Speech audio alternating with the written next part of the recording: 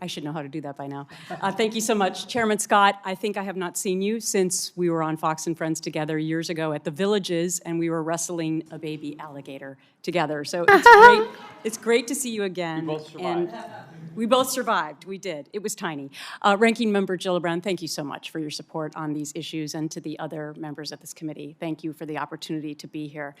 I'm so encouraged to be able to talk to you about my advocacy with forced arbitration and the work that I've done to make Americans so much safer in the workplace. In 2016, I somehow found the courage to come forward against then Chairman and CEO of Fox News, Roger Ailes, for sexual harassment. It was the toughest decision of my life. But after my career that I had killed myself for was taken away from me, I thought to myself, if I don't do this, who will? My story made headlines around the world, but it could have easily been swept under the carpet because of a forced arbitration clause in my own employment contract. No one starts a new job expecting something bad to happen to them. I know I didn't. And in the face of a new opportunity, few people can walk away from a job opportunity because of the fine print. I don't care who you are. You don't understand what forced arbitration means. In my case, it showed up in my last contract with Fox. And while I asked a lot of questions, I was told not to worry about it because, quote, it was becoming the way of the world. Eerily, I had no idea at the time how true that was. Today, more than 60 million American workers are subject to forced arbitration. Most have no idea that signing on the dotted line means they've accepted forced arbitration as their only remedy for justice.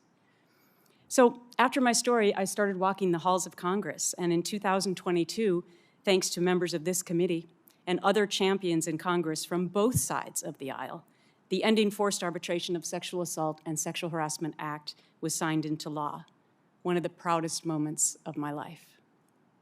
That meant that Kristen Tiger, a bartender at a prestigious country club facing harassment, she was able to bring a lawsuit since that law passed against her employer last year.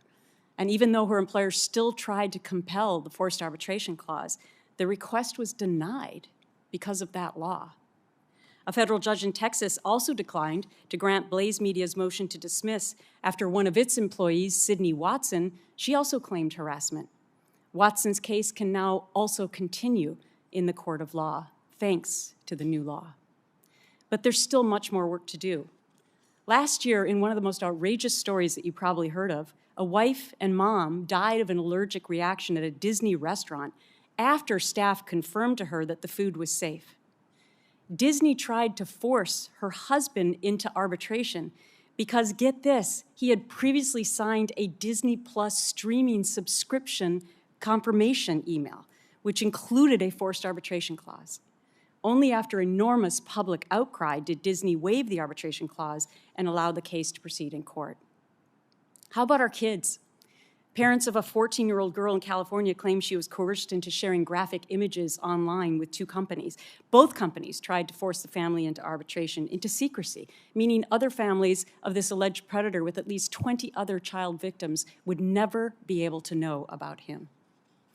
Pertinent to why we're here today, Sam Cassell was promoted 7 times as a top sales rep throughout his 24-year career.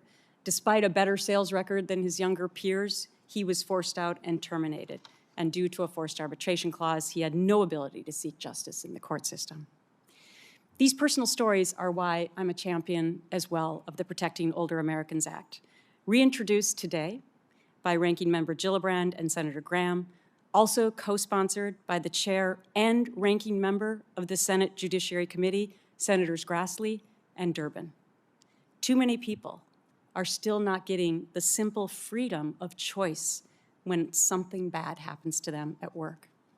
Now, just for a minute about the naysayers out there, we haven't seen what the chamber claimed was going to happen after we passed the EFAA, that all hell would break loose, and if you let women file their assault and harassment cases in court, there would be a slew of new cases everywhere, and companies would go out of business. But none of that has happened. Instead, we're just cleaning up the workplace and getting rid of a few bad apples. I believe the same thing could happen with this bill. A close friend said to me after my lawsuit at Fox News, "Something good is going to happen from this, Gretchen." And I didn't really see it at the time. but something great has happened from this. I thank you for holding this hearing. I hope you'll agree this is a bill we can all get behind regardless of politics. Maybe we can all start by agreeing that all of us here today are part of the age category. Let's take this on together, and I thank you for your time.